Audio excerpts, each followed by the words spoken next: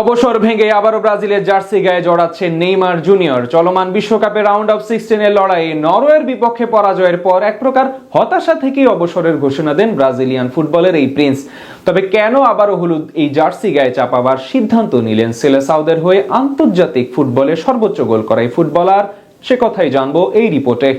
16 বছর আগে যুক্তরাষ্ট্রের নিউ জার্সির মেটলাইফ স্টেডিয়ামে যে অসাধারণ এক স্বপ্নযাত্রার সূচনা হয়েছিল 2026 সালে উত্তর আমেরিকায় অনুষ্ঠিত বিশ্বকাপের শেষ 16 লড়াইয়ে নরওয়ের বিপক্ষে 2-1 গোলে হেরে অশ্রুসিক্ত নয়নে সেই একই মাঠেই আন্তর্জাতিক ফুটবলকে বিদায় জানান ব্রাজিলের ইতিহাসের সর্বকালের সর্বোচ্চ গোলদাতা নেইমার জুনিয়র। বিদায় বেলায় মাঠের বুক চিরে আক্ষেপ আর কান্নায় ভেঙে পড়া এই মহাতারকা অত্যন্ত আবেগঘন কণ্ঠে বলেছিলেন, মেটলাইফ স্টেডিয়ামে শুরু হওয়া তার বর্ণাঢ্য পথচলা এখানেই শেষ হলো এবং সেলেসাও জার্সিতে তার আন্তর্জাতিক ফুটবল যাত্রার যবনিকাপাত ঘটলো এখানেই। সুদীর্ঘ ক্যারিয়ারে দেশের হয়ে 130 ম্যাচে 80টি অসাধারণ গোল করে ব্রাজিলিয়ান ফুটবলের কালো মানিক খ্যাত পেলেকে ছাড়িয়ে ব্রাজিলের ফুটবল ইতিহাসের সর্বোচ্চ গোলদাতা হিসেবে নিজেকে প্রতিষ্ঠিত করলো একটা সোনালী বিশ্বকাপ ট্রফি নিজের হাতে ছুঁয়ে দেখতে না পারার এক বুক বেদনা ও অপূর্ণতার আক্ষেপ নিয়েই সেদিন মাঠ ছেড়েছিলেন 34 বছর বয়সী এই জাদুকরী ফরওয়ার্ড। কিন্তু বিশ্বজুড়ে ছড়িয়ে থাকা কোটি কোটি সেলেসাও সমর্থকদের হৃদয়ে নতুন আশা জাগিয়ে এবার হাজির হয়েছে অবিশ্বাস্য চমক জাগানি এক খবর,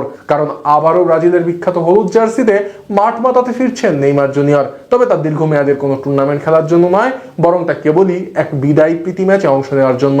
ব্রাজিলের শীর্ষস্থানীয় নির্ভরযোগ্য এক গণমাধ্যমের দাবি অনুযায়ী বিশ্বকাপের মঞ্চে এমন আকস্মিক, অপ্রত্যাশিত ও বেদনাদায়ক বিদায়ের পর নিজের দেশের চেনা মাটিতে নিজেদের প্রাণপ্রিয় দর্শকদের সামনে শেষবারের মতো খেলে আনুষ্ঠানিকভাবে আন্তর্জাতিক ফুটবলকে বিদায় জানাতে চান বিশ্বসেরা এই সুপারস্টার। এর আগে ব্রাজিলিয়ান জাতীয় ফুটবল দলের ইতালিয়ান কোচ কার্লো আনচেলোত্তির অধীনে বারবার ইনজুরির চরম ধকল কাটিয়ে বিশ্বকাপের 26 সদস্যের চূড়ান্ত দলে নাটকীয়ভাবে জায়গা পেলেও বিশ্বকাপে স্কটল্যান্ড ও নরওয়ের বিপক্ষে মাত্র 2টি ম্যাচে 37 মিনিট মাঠে থাকার সুযোগ পেয়েছিলেন তিনি, যা ছিল তার মতো একজন কিংবদন্তির গৌরবময় বিদায়ের জন্য বদ্ধ ছোট এক অধ্যায়। বিদায়ের পর শৈশবের স্মৃতি বিজড়িত ক্লাব সান্তোসের হয়ে ক্লাব ফুটবল চালিয়ে যাওয়ার স্পষ্ট ঘোষণা দিলেও ঘরের মাঠে প্রিয় সমর্থকদের মধ্যে যে গভীর অপূর্ণতার ক্ষত তৈরি হয়েছিল তা চিরতরে মুছে দিতে এবং নেইমারের এই বিদায়কে উৎসবমুখর করতে এই অনন্য ও ঐতিহাসিক উদ্যোগ নেওয়া হচ্ছে বলে জানা গেছে।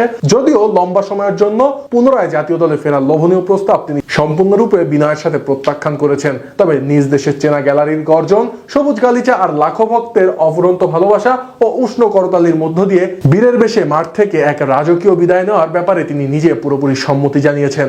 উল্লেখ্য যে 2010 সালের 10ই আগস্ট যুক্তরাষ্ট্রের বিরুদ্ধে নিউ জার্সির মাঠেই নিজের অভিষেক ম্যাচে দুর্দান্ত এক হেডে গোল দিয়ে আন্তর্জাতিক ক্যারিয়ার শুরু করা নেইমার ক্যারিয়ার জুড়ে বারবার চোটের সাথে লড়াই করে গেছেন। তাই তো তিনি এবার নিজের প্রিয় স্বদেশের মাটিতে শেষবারের মতো বল পায়ে তার জাদুকরী ড্রিবলিং এর শৈল্পিক প্রদর্শনী দেখাতে নামবেন। আর এই ঐতিহাসিক বিদায়ী ম্যাচ কেবল সাধারণ কোনো আন্তর্জাতিক ফুটবল ম্যাচ নয়, বরং এটি হতে যাচ্ছে ব্রাজিলের সমৃদ্ধ ফুটবল ইতিহাসের অন্যতম আবেগঘন এক চিরস্মরণীয় অধ্যায়।